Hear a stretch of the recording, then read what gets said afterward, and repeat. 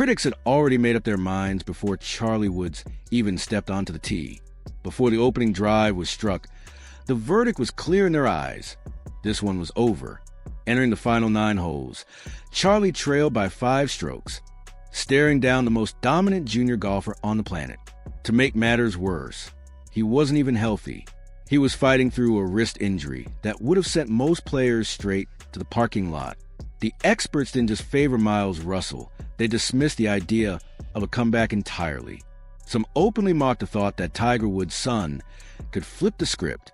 Social media leaned into it, framing the moment as proof that Charlie was good, but not special. Even inside Charlie's own camp, the tone was cautious. His caddy was already talking in terms of damage control, not victory. But champions don't absorb doubt the way ordinary people do. And what unfolded over the final 9 holes didn't just surprise the golf world, it shattered every assumption about pressure, probability, and legacy. By the time they reached the 18th green, CharlieWoods did something so improbable that it instantly became folklore. If you want to understand how the most incredible comeback in junior golf history happened and why it matters, you need the full context. Because this wasn't just another youth tournament. This was a U.S. Junior Amateur Championship qualifier, one of the most important gateways in the sport. Winning here meant more than a trophy. It meant access. College scouts lined the fairways, quietly taking notes that could decide scholarships worth hundreds of thousands of dollars. Professional agents watched from the shadows, looking for one thing: mental toughness. Not swing speed, not distance. The ability to perform when everything is on the line. And entering that arena, Miles Russell was the overwhelming favorite.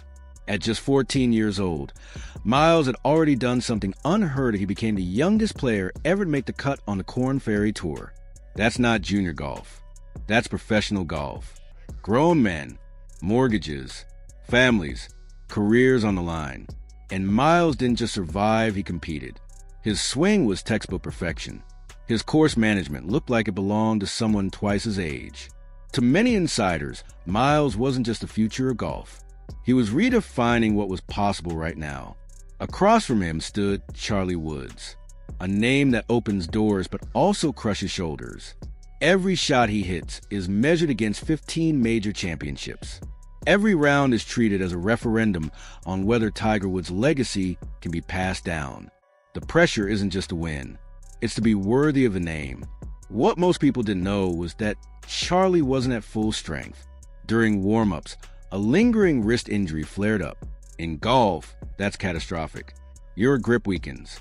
Your release hesitates. Your confidence erodes because your hands stop listening to your brain.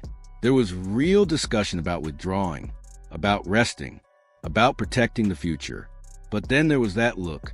The same look Tiger had at Torrey Pines in 2008 when he won a U.S. Open on a broken leg. The Woods family doesn't quit. It's not bravado. It's wiring.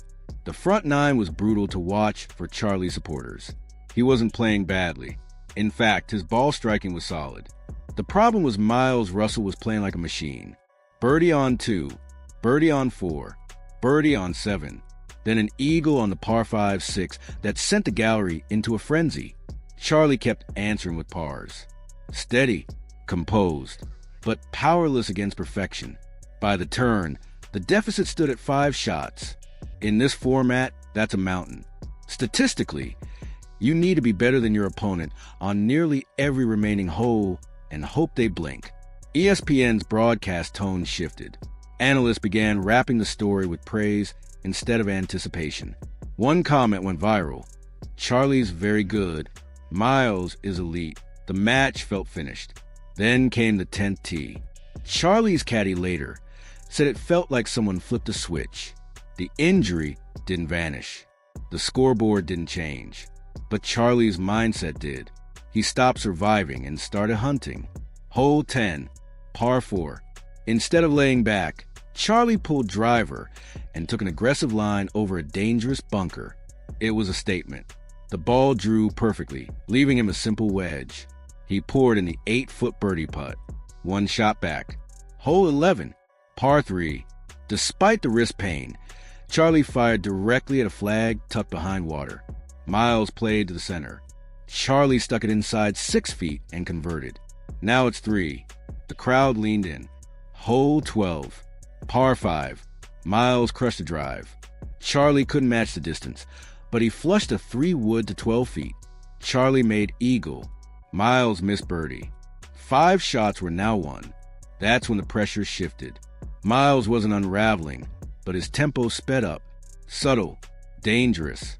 Charlie had taken control of the psychological battle. After pars on 13, 14, and 15, they reached the 16th par 3. Miles aimed safely and left himself 40 feet. Charlie fired at the pin again, landing it inside 8 feet. Birdie. Miles missed. Tie game. A 5-shot lead had disappeared in under an hour. The golf world didn't know it was watching. After a tense par on 17, they stepped onto the 18th tee, a 425-yard par 4. Water all down the left. Miles played smart. Fairway. Safety. Playoff mentality. Charlie chose war. He took the most aggressive line imaginable, driving over the water to cut the corner. His caddy held his breath. The ball landed perfectly, leaving just 95 yards. Miles hit a solid approach to 25 feet. Charlie stepped up with a wedge and hit a shot that never left the flagstick. 4 feet, dead center. The gallery exploded. Miles missed his birdie attempt. Charlie rolled his putt into the heart of the cup without hesitation. From 5 down to victory. CharlieWoods didn't escape his name that day. He lived up to it. He proved it isn't a burden, it's a standard. Miles Russell showed class in defeat. But the moment belonged to the kid who refused to lose. Because champions don't just play the game. They bend the outcome to their will. And CharlieWoods proved his father's greatest lesson once again. Impossible is just an opinion. Pressure is a privilege.